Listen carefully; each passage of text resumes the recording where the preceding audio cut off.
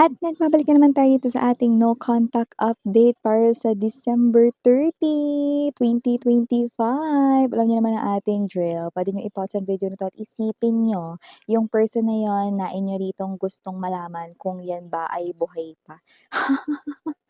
Or yan ba mga babes 'no, ay may feelings pa sa'yo, I mean or naiisip ka ba niyan or meron pa ba siya ritong as in balak na kumontak sa'yo or aksyon na gagawin, yan ang ating aalamin at puwede mong i-resume na lang ulit ang video na ito 'no kapag tapos ka na na isipin yang person na yan. Yung iba naman kung curious lang kayo, sige tara dito 'no, para malaman ninyo 'no ang lagay ng person na yan. So ayan mga babes, wala tayong gender dito sa babae, lalaki, LGBT, lahat ay welcome. Puwede rin pong i-switch yung mga roles dahil possible magkapalit-palit yarn kasi general reading ito. And at the end of the day, everybody, you have your free will with you. Like, pwede mo niyang gamitin anytime, anywhere. So, let's go ahead and check this out. So, thank you so much, Archangel Michael Angel Guides, para sa palagian ninyo na present sa reading ni Collective. Can we get messages for them, please? What does Collective needs to know about this person? May thoughts, may feelings pa ba itong person na to sa kanila na nasa isipan nila? Can you please show me this person's real-time energies? Yes, mga mahal, you heard it right, no? Real-time energies ang ating kinukuha for this no contact update segment. Kaya hindi ito energy niya bukas, sa makalawa, or sa susunod. Ito ang energies niya ngayon. So, yan ang ating aalamin. By the way, kung hindi niyo pa alam mga mahal, mayroon pa po tayong other channel. Araw-araw tayo nag-a-upload ng collective readings for all signs. Ang link niyan down below sa ating description box. So, let's go ahead and check these messages para sa inyong no contact situation. So, we have here this High Priestess, Four of Swords, Knight of Swords. Oh, wala kayong as in, contact ngayon, pero alam niyang parang okey ka na, 'yan 'no? Baka nababalitaan niya. We also have here, by the way, the Knight of Swords, Eight of Coins, Ten of Coins, and the Strength. Bottom of the deck, we have here the Three of Cups, the King of Wands, and the Five of Wands. Okay. So, kasi naman 'tong energy na ito, ayan, napaka-specific na mensahe ang gusto nitong iparating dito sa ating no contact update, okay? Hindi man kayo nag-uusap ngayon, hindi man kayo ngayon 'no, nagkakaroon ng koneksyon or komunikasyon ng taong ito 'no. Kung sakali ba daw na sasabihin niya sa'yo na mahal ka niya, isasagot din mo din kaya ay mahal din kita, ayan 'no, ang ganda na sana pero parang nautal pa ako dun 'no, yun kasi Tagalog kasi. Sa mga new subscribers yan, 'wag na kayong magulat pero sa mga stam buyers naintindihan nila kung bakit parang nahihirapan 'no, ako sa Tagalog 'no, pero ginagawa ko naman ang best ko mga mahal, okey? I'm working on it. So yeah, 'no, isa sa pinakagusto ditong malaman ng person na ito 'no, kung sasabihin ba daw niyang mahal ka niya, isasagot mo kaya ay, "Oo, mahal din kita." Boom! 'Di ba? So dun pa lang 'no, ang linaw na that with the King of Wands energy. Wala man pag-uusap dito, pero nahihiya. Kung papansinin niyo ang King of Wands ay nakaupo, pero ang energy na ito ay someone na very dedicated at, hindi ito nagte-take ng no for an answer 'pag may gusto talagang ginagawa niya. Pero nahihiya siya rito, nababalutan siya ng hiya with the Strength card and the Knight of Swords 'no. Okay, gusto niya makipag-usap sa'yo, Wands and Swords, gusto niya makipag-usap sa'yo at ang pinakagusto niya talagang sabihin dito ay mahal ka pa rin niya.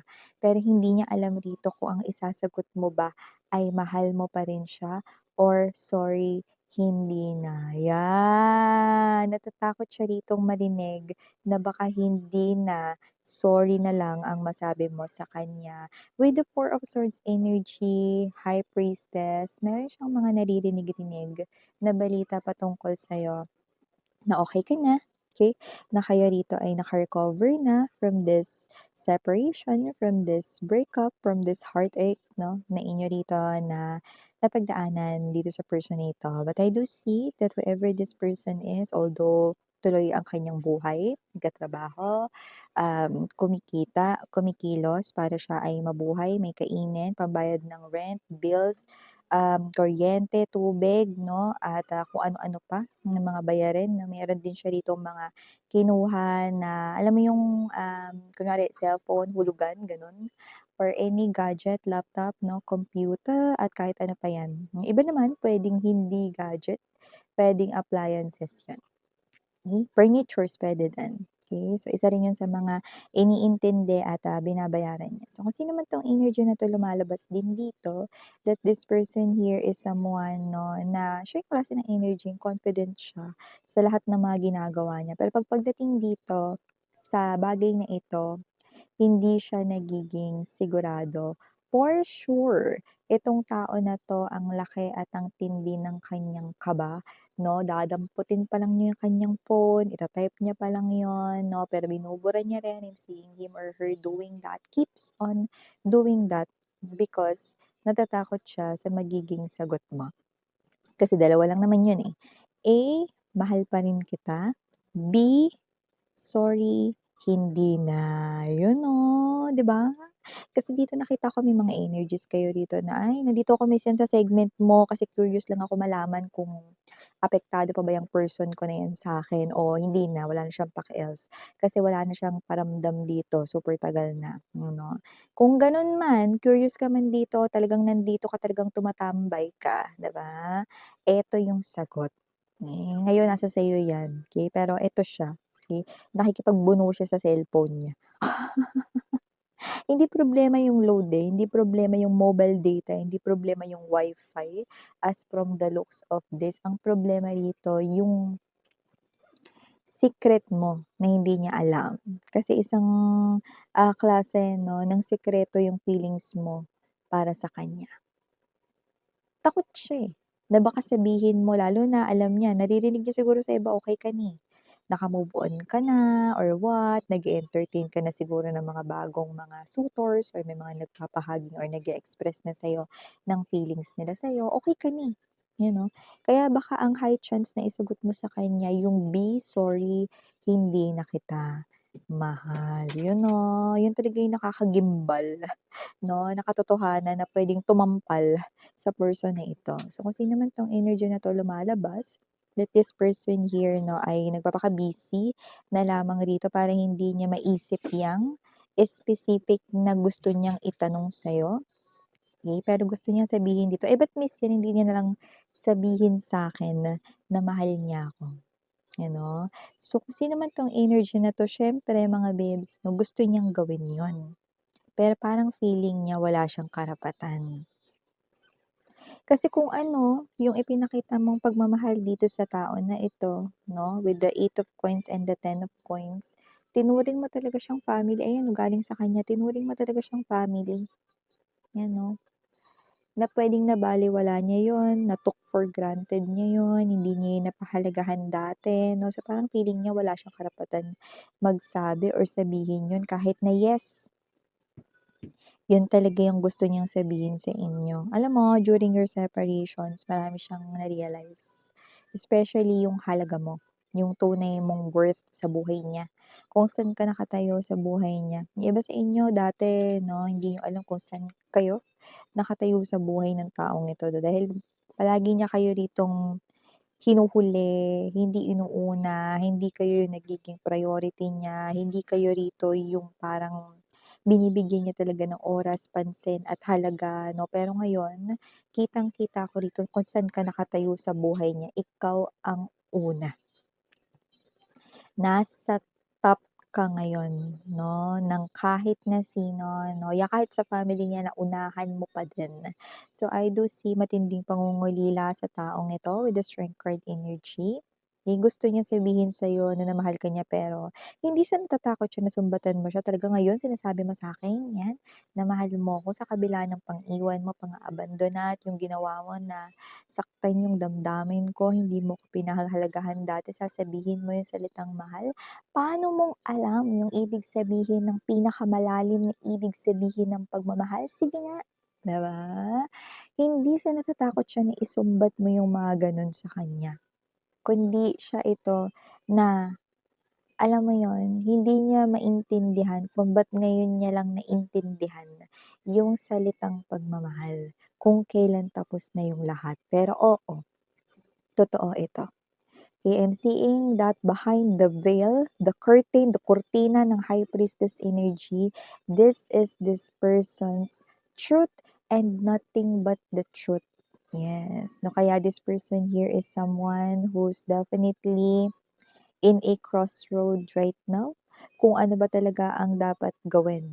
Kung lumapit pa rin ba sa'yo, kausapin ka, sabihin pa rin, ituloy pa rin, na sabihin sa'yo na mahal ka niya, kahit na ang maging sagot mo pa ay sorry, hindi na, or hayaan na lang na talagang tuluyan na maglaho itong inyong koneksyon at hintayin na maglaho yung feelings niya sa'yo.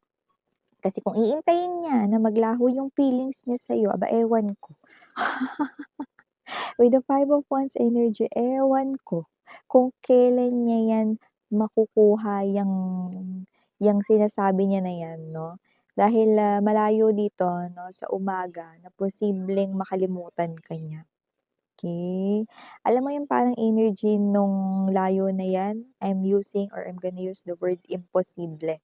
Kasi nakikita natin dito that this person here, yung iba super tagal nyo nang hindi nagkita, iba halos magdedekada na dito, yung iba lampas 5 taon na or maglilimang taon na, no? Pero tinan mo naman yan, hindi ka pa rin niya nakakalimutan dito, para pa rin siyang syunga na dinadampot yung phone niya, picking it up, typing that I love you, mahal kita, te amo, 'di ba?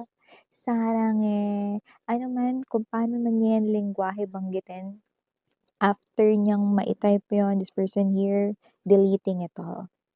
Deleting it all, then putting his or her handphone down, okay, cellphone, binababa niya rito, no, and then dinidistract niya yung self niya. Working, linis dito, linis doon. Ano pa bang lilinisin? Tanggal na yung agyo dyan, tanggal na yung mga alikabok, diba? So, dinidistract niya yung self niya para hindi niya ulit rito i-pick up ang kanyang phone, and this person keeps on doing that every day of his or her life, araw-araw. So, it's really a struggle for this person here. See? So, if you're thinking if this person here still has feelings for you, naku te, hindi pa ba malinaw sa sinabi ko na talagang mahal ka niya? Yan, mahal na mahal ka nito, 'no, at mukhang na-realize niya yan, too late though. And if you're thinking, 'no, if this person here is someone na gagawa ng movement, kung itutuloy niya bang ma-send yun sa'yo, like what I've said, okay, seconds ago, andun pa siya sa crossroads, if isa-send niya yan sa'yo kasi feeling na parang wala siyang karapatan to tell you that very sacred words, I love you. Okay? Kasi hindi niya yun napatunayan dati. Nag-mature ang person mo, kaya ganito yung thinking niya. Okay? And yes, no, yung isang road is that baka sabihin mo kasi na sorry, hindi mo na siya love. Isa rin yun sa nagpapagulo ng kanyang isip dito. Okay? But definitely this person wants reconciliation. This person wants the continuation of your love story. Okay? Yun ang talagang pinakagusto niya dito. But for now, hindi niya alam. Yeah. Ang ginagawa niya araw-araw pagka naiisip niya yun, 'no, alam mo parang kung ako yung titingin sa kanya araw-araw, pagod ako, eh. Because this person here is like a robot doing that routinely, picking his or her phone up, typing those "I love you" words, then deleting it before sending it to you, and then putting it down, and then, doing things like, household chores or maybe going to work. See? Like a robot, 'di ba? So yeah, for the initials right in here, unang-una na dyan capital letter K. We also have here capital letter T. And dito rin other letters pero maaaring hindi capital. We've got R, D, S, M, G, F, H. And last but not the least, we've got the letter A. For letter A, it's more than one. So it could be two or more letter A's sa kanya or sa iyong name. So yeah, ganyan mo yan, Annie. Thank you so much. And sana ngayong love and light. 안녕.